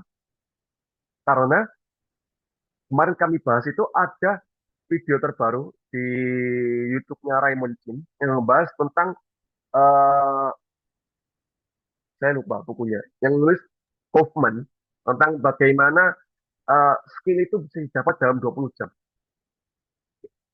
Berarti kan konsep 10 jam sudah nggak relevan kalau ternyata dari teori Kaufman ini cukup 20 jam kita bisa melakukan skill ini. Tapi ternyata setelah kita berdiskusi cukup panjang, bahkan kita sempat ngobrol bareng-bareng videonya Raymond Chin itu, ternyata 10.000 jam dan 20 jam itu bukan suatu yang bertentangan. Tapi kalau kita ingin sekedar bisa, contoh, Kaufman mencontohkan di bukunya, dia pengen bisa main ukulele eh, di depan teman-temannya. Cukup 20 jam, dia menguasai dasarnya saja, dia bisa. Tapi kalau suruh mengkomposer, suruh membuat lagu baru, dia tidak bisa. Karena butuh 10.000 jam. Artinya 20 jam itu untuk sekedar bisa, tapi 10.000 jam untuk jadi ahli atau expert. Maka teman-teman sekalian di era yang cepat sekarang, coba kita lihat skill-skill apa yang mungkin kita cuma butuh sekedar bisa saja. Tapi mungkin teman-teman punya cita-cita jangka panjang, punya visi yang panjang tadi, silakan fokuskan pada skill itu dan lakukan deliberate practice hingga 10.000 jam. Itu yang pertama, kerja keras. Nah, yang kedua, ada kerja cerdas. Kerja cerdas ini berkaitan dengan otak. Berkaitan dengan otak. Sayangnya pembahasan kerja cerdas itu di buku On ini tuh singkat dan beliau langsung nulisnya gini. Selengkapnya bisa dibaca di buku Public Leadership. Buku Public Leadership itu eh, buku Public Leadership itu adalah buku sebelum dari buku On ini, buku salah satu karya beliau, kolaborasi dari 3 orang, Pak Farid Poniman, Pak Indrawan Nugroho, dan Pak Jamil Azaini. Nah, saya coba ngulik karena memang kan cuma di buku itu, kalau mau tahu kerja cerdas silakan baca di buku Public Leadership. Nah, maka saya baca di buku Public Leadership. Kerja cerdas itu istilahnya gini, kalau orang dalam usaha yang standar, Katakanlah usaha standarnya itu bernilai 10. Dia bisa menghasilkan 100. Kalau orang bekerja keras, ya poin nomor satu tadi, dia menggandakan kerja standar tadi jadi double, kerjanya nilai 20 menghasilkan 200. Tapi kalau kerja cerdas, kata beliau itu, contohnya di buku ini, kerja cerdas, orang itu bekerja secara standar 10 kali, tapi hasilnya bisa 200 kali. Nah, itu setelah saya baca, ini berkaitan dengan otak. Bagaimana dengan memaksimalkan kecerdasan kita. Salah satunya melatih brain memory yang pertama. Melatih brain memory itu dengan apa? Dengan berbagai keilmuan. Asah brain memory, asah dengan membaca buku. Nah, lagi-lagi kita membaca buku di era yang serba cepat ini, di era yang sekedar kita cuma bisa dengan duduk melakukan prompting, melakukan perintah kepada AI, jadi Gemini, Perplexity, Dipsy, dan lain sebagainya, kita bisa mendapatkan banyak hal. Tapi itu di satu sisi membuat kita jadi malas. Akhirnya otak kita tidak terpakai untuk melakukan hal-hal yang kritis. Bahkan guru kami menceritakan ada tuh orang saking malesnya nyari Indomaret aja itu pakai ChatGPT. Kan sebenarnya bisa pakai Maps kan? Bisa, cuma kalau pakai Maps kan kita harus nyari satu-satu dekatnya. Kalau pakai ChatGPT itu langsung keluar narasinya. Sama narasinya, aku tinggal klik ini. Oh. Makanya di era yang seperti itu, kita perlu membaca untuk menghidupkan otak kita. Apapun yang kita baca, non fiksi, fiksi, dan lain sebagainya. Maka di book club ini kita mewadahi itu. Buat teman-teman yang belum suka baca, belum teman-teman yang mungkin bosan, oh baca gini aja, pengen tahu buku yang lain, tapi kalau beli buku itu kayak masih mahal. Bisa dapat sharing-sharing di YouTube. Dan kerja cerdas ini harus selaras dengan action, dengan vision. Kalau kerjanya benar, dia belajarnya angkul, cuma dia kerjanya engineer, dia kerjanya programmer, dia kerja keras setiap hari. Cuma visionnya itu dia ingin menjadikan programmer yang handal di kemudian hari. Ya mungkin kerja kerasnya ya ada sih positifnya, jadi berotot nih. Tapi kan kan nggak menunjang ke visionnya. Saya bukan meremehkan satu kegiatan yang lain, cuma dan kecerdasan ini yang dimaksud Bapak Hisham Al-Azaini itu di buku publikasinya telah memanfaatkan kecerdasan melalui speaking. Karena beliau jadi nulisnya bareng Pak Farid Ponman almarhum yang juga foldernya speaking. Jadi salah satu memanfaatkan kecerdasan adalah dengan melakukan sesuai dengan mesin kecerdasannya yang ada di speaking itu. Nanti bisa cek sendiri Steven itu karena saya kalau bahas di sini sangat banyak ada 5 kecerdasan dan lain sebagainya. Bisa cek sendiri. Setelah itu kerja ikhlas. Ini seharusnya jadi utama. Kerja ikhlas. Bertakwa dimanapun kita berada dan selalu bertaubat pada Allah Subhanahu Wa Taala. Karena kita nggak tahu dosa-dosa kecil yang kita lakukan. Dan waspada jebakan. Waspada jebakan ini maksudnya apa? Beliau menuliskan di sini. Beliau mengisahkan kisah yang unik. Ada dua murid. Ada dua murid. Ini diminta sama gurunya. Eh, ditanya, menurut kalian dosa besar sama dosa kecil itu lebih berat mana dosanya untuk bertaubat? Ya lebih berat dosa besar karena kan itu dosa besar. Nah, akhirnya sama gurunya ini dua murid ini diminta ini kasih tugas. Kalian ambil karung satu-satu. Satu murid satu ambil karung satu ambil karung satu. Murid yang satu disuruh ambil batu besar sejumlah 1 kilo. Murid yang pertama disuruh ambil batu besar jumlah 1 kilo. Murid yang kedua diminta ngambil batu kecil-kecil sampai jumlahnya sama 1 kilo. Sampai di ke gurunya ditanya, kamu ingat nggak tempat batu besar tadi? Kepada murid yang diminta membawa 1 kilogram batu yang besar. Oh ingat, Pak Guru, saya ngambilnya di situ tadi. Oh, oke, oke. Nah, kamu yang ngambil ngumpulin batu-batu kecil. Kamu ingat enggak batu-batu kecil itu di mana tempatnya? Ya enggak inget tuh Pak Guru ya. Saya ngumpulkannya sembarang pokoknya dapat sampai 1 kilo. Nah, itu bahayanya. Terkadang dosa-dosa kecil itu kita nggak tahu. Bahkan kita mau tobat itu ya mana ya, rasa nggak ngerjakan. Karena saking kecilnya kita nggak tahu pernah mengerjakan atau enggak. Berbeda dengan dosa besar yang kita tahu wah aku pernah kemarin melakukan ini ya Allah, mungkin. Nah, makanya kita harus waspada jebakan dosa-dosa kecil. Itu action. Tiga, kerja keras, kerja tegas, dan kerja ikhlas. Berikutnya, ada namanya passion. Next, passion itu, tadi sering disebutkan Mas Dimas juga, cepat disinggung. Passion itu bukan sekedar melakukan hal sesuatu yang dianggapnya suka. Kadang-kadang kita mispersepsi. Orang-orang melakukan misalkan dia masak. Masak. Dia masak. Wah, berapa hari masak itu, wah passionku masak nih. Masak. Begitu, akhirnya dia memutuskan untuk lamar kerja sebagai mungkin belum jadi koki ya, cook helper mungkin di suatu restoran, cook helper. Kan masih berhubungan dengan masak-masak. Berkecimpung di situ, masak-masak.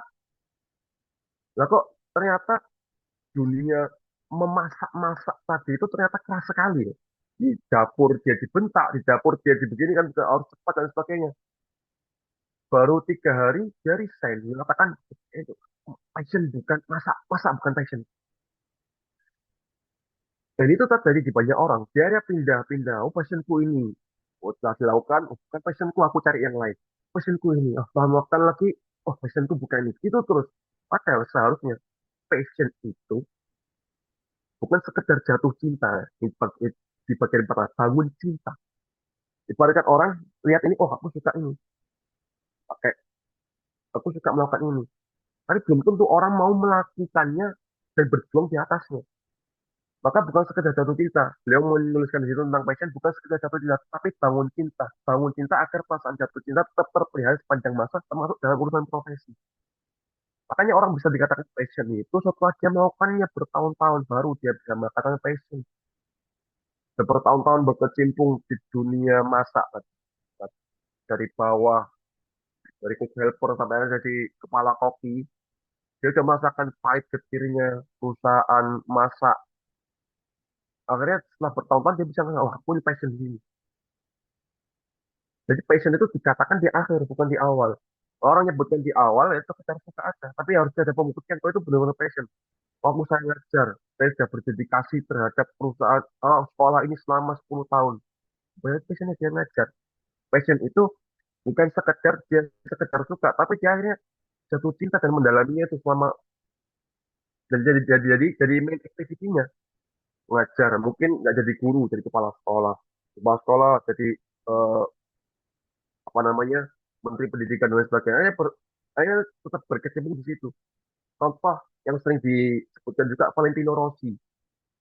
Kalau dikatakan dia passionnya balapan motor, maka iya dia balapan. Setelah balapan pensiun. Terus ngapain? Dia bikin akademi di Italia. Akademi untuk mencetak pembalap-pembalap handal yang bisa mengharumkan nama Italia kemudian hari. Artinya dia tetap di situ. Gak ada kata pensiun untuk passion itu. Nah, kemudian ada to be. Passion itu bukan to have, tapi to be. Aku ingin menjadi, contohnya, beliau contohkan di sini. Aku ingin menjadi manajer. Sebenarnya ini bisa menjadi to have atau to be. To be itu apa nih? Apa yang menjadi sesuatu? Apa pemimpin atau mungkin yang spesifik jadi engineer atau jadi apa. Tapi kalau to have ingin memiliki. Aku nanti ingin punya rumah mewah 5 lantai. Aku ingin punya mobil listrik 10 mobil. Ingin punya uang 1 triliun. Itu tuh have yang sifatnya hanya sementara kan keduniawian. Tapi kalau to be, misalkan aku ingin menjadi seorang CEO kelas dunia yang akan membawa perusahaanku ini menjadi perusahaan yang bersaing secara global dan mengharumkan nama Indonesia di kancah dunia internasional. Dia pikirkan bukan dapat apa. Kalau orang sudah berpikir dapat apa, ketika hal itu sudah dapat, karena dia berhenti. Aku sudah dapat rumah 5 lantai, tak kerja lagi, selesai. Aku sudah dapat uang 1 triliun, sudah. Ketika itu tercapai, maka dia berhenti kalau hanya sekedar tugas. Tapi kalau dia tubi ingin menjadi, dia akan dikejar terus. Apalagi kalau cita-citanya besar, mulia, bukan sekedar remeh-temeh, dia akan kejar terus itu sampai matinya dia. Yang terakhir, passion ini ya tadi, mesin kecerdasan. Ini terkait dengan bakat tadi yang disebutkan Mas Dimas. Nah, kalau Bapak Jamil nyuruhnya, menyarankannya, pun nggak dibahas total juga di bukunya, menyarankan untuk pakai Stephen. Karena beliau juga, ya, kalau sekarang kan setelah Pak Farid wafat, beliau yang memegang Stephen. Jadi, eh, mungkin kalau teman-teman pakai metode lain, atau mungkin dengan psikolog yang lain untuk melakukan tes minat bakat, ya silakan. Tapi kalau di buku ini, di buku on ini, beliau menyarankan untuk pakai Stephen. Sensing, thinking, intuiting, feeling, dan acting.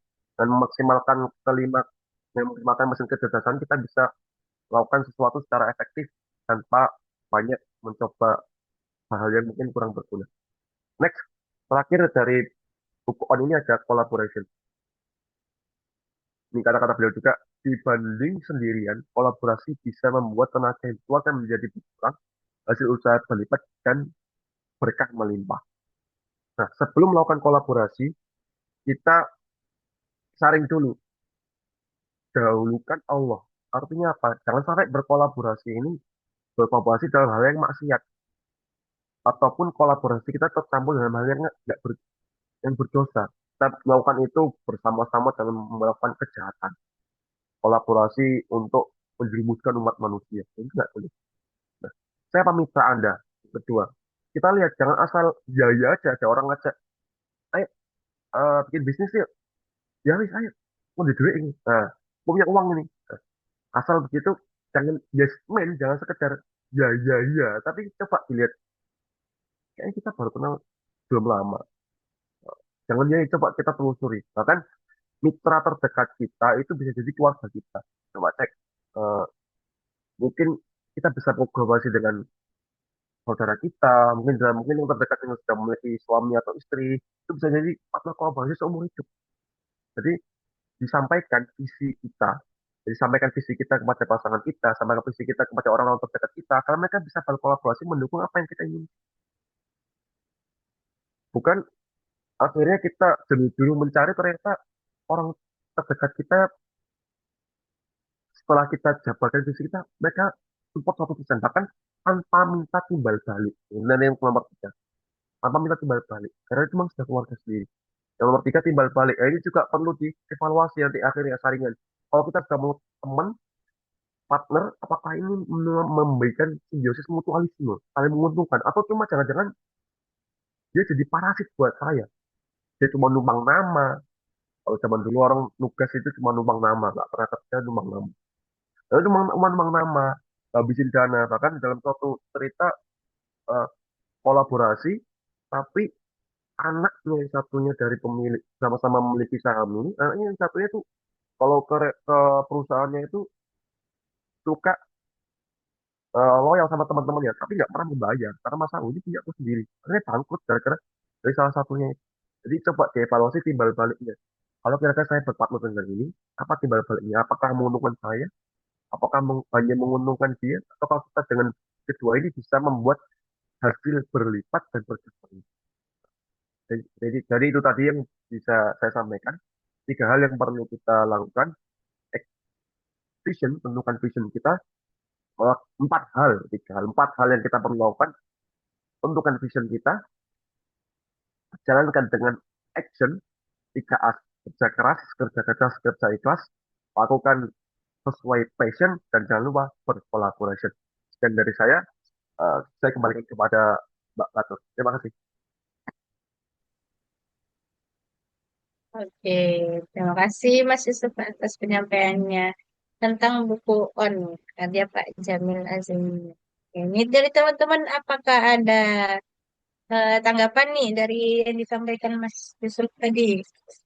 Jadi maksudnya On di sini adalah vision, action, passion, dan collaboration. On semua belakangnya.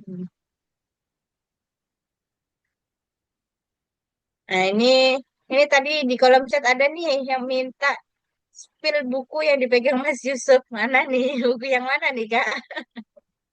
Kayaknya perlu tunjukin semua bukunya nih. Mana? Oh, Pak, buku yang dipegang. Oh ya, bukunya ini ada. Ini edisi revisi, yang edisi kedua. Boleh on sama. Saya nggak tahu perbedaannya, soalnya saya belum baca yang putih. Kalau yang ini Ini bukunya pertama sebelum On. Jadi sebenarnya On itu versi ringkasnya dari Kubik Leaders. Karena bukunya ini tebal banget dan bacanya nggak bisa bersantai. Karena ini punya cukup serius, ada 382 halaman. 382 halaman dan ini benar-benar kalau teman-teman mau memahami konsep leaders, jadi, eh, ini konsep yang ditelurkan oleh beliau bertiga, Pak almarhum Farid Poniman, Pak Indra Nugroho, yang channel YouTube-nya juga lagi naik. Coba dicek aja, Indra Nugroho dan Pak Chandra Zaini. Tiga orang ini yang yang menulis buku ini. Jadi, eh, ini sudah buku lama, jadi insya Allah masih ada yang hard cover, ada yang soft cover, dan cari bukti itu. Gitu. Tes putus ini. Putus. Nah, lurus-lurusan. Oh, itu berarti itu judulnya Kubik Leadership ya ternyata, bukan Public Leadership. Kubik Bu- Leadership, guys. Hmm. Nah, gimana teman-teman? Apakah ada yang menanggapi tentang buku On nih? Tadi itu adalah tentang visi. Gimana kita eh, perlu membentuk, membuat visi jangka panjang gitu. Dalam melakukan dalam hidup lah ya, bukan dalam hidup kita perlu memiliki visi jangka panjang. Nah, biasa di Elite Circle nih juga nih kita punya mentor namanya Kang El nih. Itu juga beliau mengajarkan kami untuk bervisi jangka panjang bukan sampai akhirat. Nah, nanti kita perlu memikirkan kita ini eh, hidup ini mau dibawa kemana ya? Karena kehidupan di dunia ini kan cuma hanya bekal aja gitu, cuma sementara aja dan kita akan abadi di akhirat nanti. Maka kita perlu menyiapkan bekal sebaik-baiknya. Jadi kita perlu memiliki visi jangka panjang. Kemudian kita setelah kita memiliki visi, kita perlu action. Tapi action tidak perlu menunggu punya visi ya. Jadi Iya lama eh, kalau visi. Coba dilihat ya tracker. Kalau nunggu visinya nanti harus medit dulu ya lama. nanti nggak Jangan. jalan-jalan, stagnan. Stuck nanti rebahan terus kerjaannya tuh. Nah, jadi kita perlu sambil bergerak sambil mencari visi. Apa sih visi yang ingin kita capai dalam dunia ini, di dalam kehidupan ini gitu. Nah, ya ini teman-teman yang mau menanggapi masih eh, bisa ya, karena lagi sesi diskusi. Jadi silakan ditanggapin nih dari pemaparan eh, pendapat Mas Yusuf tentang buku On tadi. Jadi kedua buku yang sedang dibedah hari ini itu sangat berkesinambungan ya, sangat berkaitan tadi tentang mindset, kemudian tentang passion juga. Nah, itu tadi saling berkaitan. Nah, gimana kita itu eh, perlu memiliki mindset yang bertumbuh. Kita perlu memperbaiki mindset kita. Oke.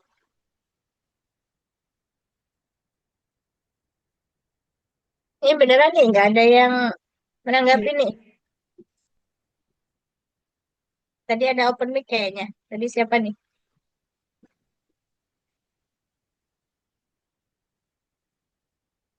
Silakan teman-teman yang ingin menanggapi boleh eh SM ya.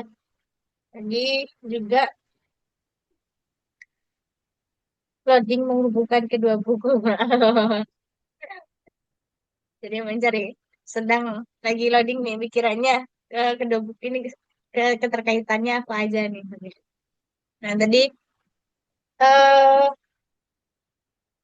tadi ini ya Mas Yusuf memberikan contoh tentang passion tadi itu adalah misal disuruh masak tuh awalnya ya. Suruh masak karena nggak terbiasa masak.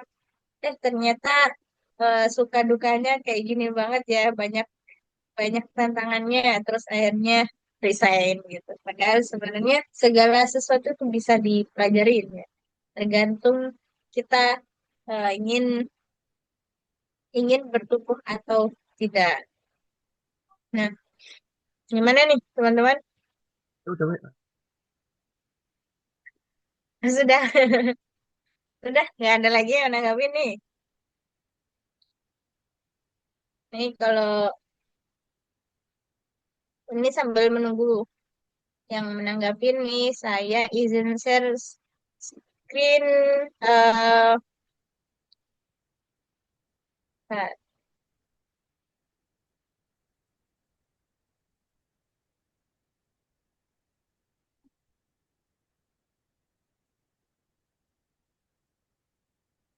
ini adalah kegiatan Youth Book Club-nya kita. Kita sudah berjalan selama 3 bulan nih. Nah, kita sedang buka pendaftaran lagi untuk kita mulai di hari Minggu tanggal 10. Jadi teman-teman yang mendaftar hari ini nanti akan kita buka, kita mulai pertemuannya di tanggal 10 insya Allah. Nah, Youth Book Club ini sudah berjalan setiap hari Minggu jam 13 sampai 15 waktu Indonesia Barat. Untuk eh, teman-teman peserta seluruhnya online ya. Seluruhnya online, jadi bisa dari mana aja. Yang penting adalah hadir, bawa buku, kita baca. Jadi eh, di dalam Journal Book Club ini kita baca selama 40 sampai 45 menit. Kemudian setelah itu sharing. Jadi saling menyampaikan isi bukunya dan saling menanggapi. Nah, jadi kita baca buku, kita sharing. Kemudian dari kebiasaan itu, akhirnya kita terbiasa untuk menyampaikan pendapat, menyampaikan apa yang ada di dalam pikiran kita. Gitu. Jadi di sini kita nggak cuma membaca pasif, tapi kita juga membaca aktif. Jadi membaca sambil mikir nih, dapat insight-nya apa. Jadi, karena di zaman sekarang, di zaman AI ini kadang kita tuh malas banget mau mikir ya, karena apa-apa itu udah tersedia, informasi itu sudah tersedia. Padahal kita itu dikasih akal biar berpikir. Nah, maka di Youth Book Club ini mengasah pikiran juga. Apa sih yang didapat, hikmah apa yang didapat ketika membaca ini gitu. Berapapun halaman yang didapatkan di hari itu, pasti kita punya sebuah insight. Kita punya sebuah insight yang apa dari sudut pandang kita sendiri gitu. Jadi setiap orang kan punya sudut pandang masing-masing ya, pasti berdasarkan pengalaman-pengalamannya juga gitu. Jadi boleh banget nih teman-teman daftar Youth Book Club. Insya Allah kita akan mulai tanggal 10 Agustus. Gitu teman-teman yang eh, ingin sama-sama belajar, sama-sama sharing tentang buku, sama-sama sharing tentang kehidupan masing-masing itu juga bisa banget gitu kan. Karena eh, apa yang kita baca itu kan sebenarnya cerminan dari kita juga gitu. Karena kita butuh asupan untuk berpikir. Jadi nggak bisa, ini otak kita ini dibiarin diem terus nanti jadi brain rot nih. Nah, nanti jadi lemot. Nah, sempet tuh kan brain rot, istilah brain rot itu sempat booming juga tuh kan di awal-awal ChatGPT booming.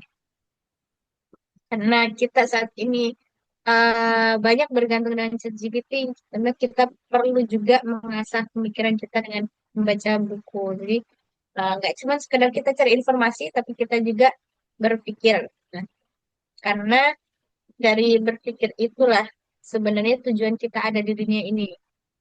Kita bukan manusia yang hadir cuma sekedar hidup, sebagaimana binatang yang cuma hidup makan tidur ya.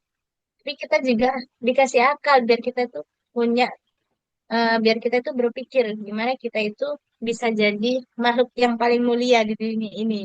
Ya, jadi eh, itulah kenapa Youth Book Club ada di era saat ini itu sangat penting sekali. Tuh. Kak Lea udah buat virtual backgroundnya tuh. Keren. Iya itu. bedah buku Youth Book Club. Wah, keren. Nah, itu bisa di-share tuh buat pertemuan selanjutnya. Kalian dari Sudah mana siap daftar kalian? Youth Book Club tuh. Iya, untuk link Youth Book Club ini saya share lagi. Silakan untuk teman-teman diajak teman-temannya yang lain untuk ikutan Youth Book Club. Ini kita adakan di setiap minggu jam 1 sampai jam 3 waktu Indonesia Barat.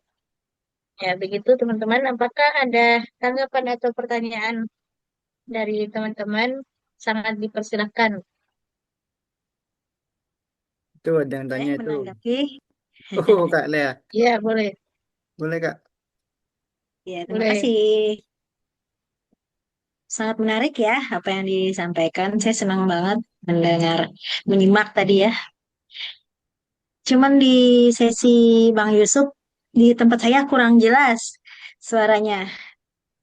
Dari mana, Jadi Kak Lea? saya keputus-putus penyampaiannya. Kalau di yang sebelumnya itu lancar jaya, lancar jaya di aman, aman terkendali. Saya pengen pengen ikut sebenarnya nih Youth Book Clubnya. Saya jarang baca, dulu aja saya sering baca. Sekarang udah kepenuhan dengan pekerjaan, nggak sempet baca. Ah, lebih sering mendengar ya, lebih sering mendengar, menyimak gitu daripada baca pakai mata dua. Kacamata lihat sering pedas matanya udah. Nah, cuman waktunya saya kalau minggu siang ke sore itu kadang suami saya ngajakin saya jalan, cuman dia nggak tentu jamnya. Itu nggak tentu jamnya, bisa sore, kadang biasanya sih habis asar gitu. Karena saya full biasanya sama laptop itu full setiap hari. Kalau sambil ngerjain sesuatu, cuman diem apa mengerjakan fokus, tapi telinga saya nggak mendengar sesuatu, kayaknya ada yang kurang. Jadi saya sambil kerja ngelakuin apa, saya sambil dengerin webinar. Saya member SC yang 26, SC 26 saya. Nah, jadi Oh, saya sudah memberes. merasa sudah. Jadi saya sering ikut webinar-webinar IC, saya sering ikut. Ya, kemudian ini sangat positif ya. Saya ngajakin mahasiswa saya tadi. Saya ngajar di Politeknik Banjarmasin. Saya sebar tuh ke mahasiswa saya. Saya sebar karena sebenarnya saya ini ketuaan banget udah ya. Udah hampir 50 tahun. Cuman saya berasa muda aja terus ya. Saya selalu belajar gitu. Selalu belajar. Dan apa yang disampaikan tadi itu bagus banget kalau yang menerimanya itu umur 17. Wah, mereka sudah punya mindset growth-nya yang benar-benar stabil banget kalau di usia muda udah digembleng abis gitu. Seperti itu. Karena kalau sudah tua begini, kadang lingkungan, kalau saya sih positif terus ya. Kalau saya positif terus orangnya. Tidak kegagalan segala macam tuh bukan halangan buat saya. Siap aja gagal. Yang penting saya mencoba kalau saya gitu. Nah, kadang malah mahasiswa saya yang baperan itu karena Gen Z itu baperan banget dia. Jadi kadang saya sebel juga. Nih, saya aja nggak pernah baper, gagal udah. Yang penting saya coba gitu. Saya apa pasang cita-cita tinggi, pasang kita tinggi dulu kita waktu TK saya bilang apa mau jadi astronot padahal kita nggak tahu di bulan itu kagak ada oksigen misalnya seperti itu kok berani kita tapi sekarang kita nggak sudah dewasa keberanian untuk bercita-cita tinggi itu udah lebih nyaman di zona amannya gitu hidupnya gitu padahal kita harusnya jadi pionir ya bukan jadi follower saya sampai sekarang kalau memang bisa belajar terus saya akan belajar terus gitu tidak suka saya dengan sesuatu yang stabil kemudian itu aja saya maunya mahasiswa saya ngikutin zaman ya jadi saya mengupdate ilmu saya mengupdate buku-buku saya gitu yang apa ngajar ngajar jadi ya tidak tidak apa biar bisa adaptasi lah dengan Gen Z sekarang sehingga Gen Z kadang lupa kalau saya tua padahal saya seumur emaknya lupa dia Dikiranya saya temennya karena saya berusaha untuk bisa adaptasi lah ya dengan mereka gitu. Eh, saya ajakin tadi berapa angkatan saya ajakin semua, saya pantau terus tuh di partisipan ada Keren. nggak, saya screenshot, saya kirim, kagak ada, kagak ada satupun. Mereka jawab aja, makasih Bu infonya, jawab aja mereka, tapi join kagak gitu. Saya bilang saya udah join nih, ayo ikut. Saya bilang gitu, karena hal ini positif banget ya. Mestinya apa? Nanti saya kalau ikut lagi saya share lagi. Saya tuh nggak bosan-bosan nge-share, nge-share. Kalau SS Circle Sip. bikin acara saya share terus. Mau ikut mau enggak, yang pasti saya share terus gitu, karena ini sangat positif untuk diikuti ya, terutama untuk yang muda-muda gitu. Mereka punya jam terbang yang tenaganya kan 100 kali lipat tenaga saya ya gitu. Tenaga saya nanti sakit pinggang, duduk lama, terus capek gitu. Yang membuat saya, tapi saya enggan banget bilang capek. Saya nggak mau bilang capek gitu. Jadi selama kita masih punya energi, kita bisa break sejenak untuk minum, kita bisa lanjut lagi. Jadi fokus aja sama tujuan kita gitu. Saya nggak mudah terdistract sama lingkungan. Nah, kalau zaman sekarang tuh mudah banget dia terdistract ya dengan lingkungannya. Mindset benar-benar diperlukan dan selalu on itu penting banget. Jadi makanya tadi, aduh, berusaha banget mahasiswa ya, aduh, karena kadang dosennya nggak mau didengar dia, kecuali yang ngomong abang-abang ganteng gini ya mau dia dengerin dia gitu kan. Kalau saya yang emak-emak gini dia nih kayak mama di rumah nih ngomel aja. Mindset itu luar biasa banget, on terus itu luar biasa banget juga. Saya saya sampai bikinin tuh ya beda buku Youth Book Club seadanya ala emak-emak nih membuat Keren Bu. saya Keren. Hmm. terima kasih banyak abang-abang sudah menginspirasi saya dan membuat saya semakin harus fokus dengan apa yang sudah saya visi visi saya dalam hidup saya gitu. Menjadi ibu rumah tangga yang baik menjadi ibu rumah tangga yang baik.